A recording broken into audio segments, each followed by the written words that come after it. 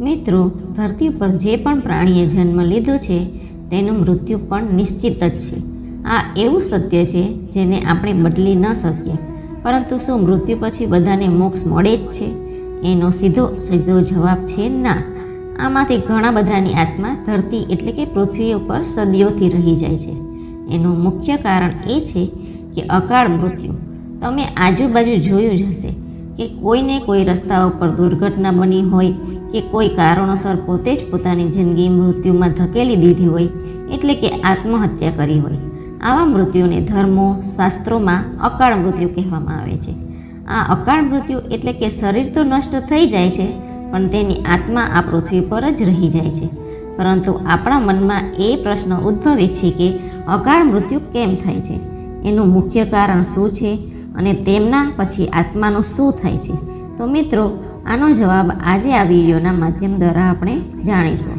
ગરુડ પુરાણના 7મા અધ્યાય પ્રમાણે પક્ષીરાજ ગરુડ ભગવાન શ્રીહરિને પ્રશ્ન કરે છે કે અકાળ મૃત્યુ કેમ થાય છે. ત્યારે શ્રીહરિ વિષ્ણુ જણાવે છે કે કોઈ પ્રાણી ભૂખ, તરસથી મરી જાય છે, અથવા કોઈ હિંસક જાનવર દ્વારા મૃત્યુ થાય છે, કે કોઈ રસ્તામાં દુર્ઘટના થાય છે, અથવા તો પાણીમાં ડૂબીને મરી જાય છે.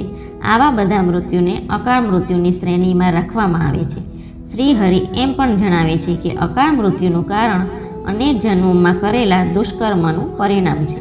પછી ગરુડજી એવો પ્રશ્ન કરે છે કે મનુષ્ય માટે વેદોમાં 100 વર્ષની આયુ નક્કી કરવામાં આવી હતી, તો મનુષ્યનું અકાળ મૃત્યુ કેમ થાય છે?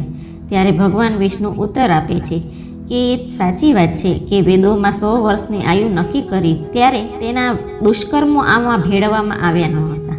વ્યક્તિનું મૃત્યુ ત્યારે જ થાય છે જ્યારે તેના સત્કર્મો પૂરા થઈ જાય છે, અથવા તો તેનું શરીર હવે સત્કર્મો કરવા માટે અશક્ત હોય છે, અથવા તો જ્યારે પણ કોઈ મનુષ્ય તેની ઈચ્છા શક્તિથી ધર્મ કાર્ય કરવાના બંધ કરી દે છે, તો તેવા વ્યક્તિઓના જીવનની અવધિ ઓછી થતી જાય છે.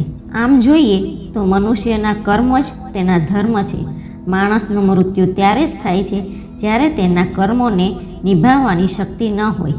મનુષ્યની ઉંમર ભલે 100 વર્ષની હોય, પણ તેના કર્મો જ તેની આયુને ઓછી કરતા જાય છે.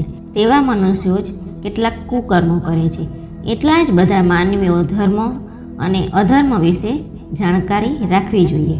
આગળ પક્ષીરાજ ગરુડ પ્રશ્ન કરે છે કે અકાળ મૃત્યુ પછી તેની આત્માનું શું થાય છે, તે ક્યાં જાય છે?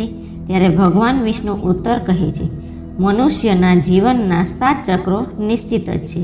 અકાળ મૃત્યુ પામવાવાળા મનુષ્ય જે આ ચક્રને પાર નથી કરી શકતા, તેઓના મૃત્યુ પછી પણ ઘણા બધા કષ્ટો ભોગવવા પડે છે. અચાનક જ તેનું મૃત્યુ થવાથી માણસની ઈચ્છા, કામના અધૂરી રહી જાય છે, જે ક્યારે પણ પૂરી નથી થઈ શકતી.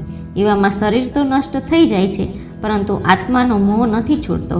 એવામાં અકાળ મૃત્યુવાળી આત્મા તેના જીવિત પરિજનોને હેરાન કરે છે અને તેમની મનોકામના પૂરી કરવામાં પણ પ્રયત્ન કરે છે.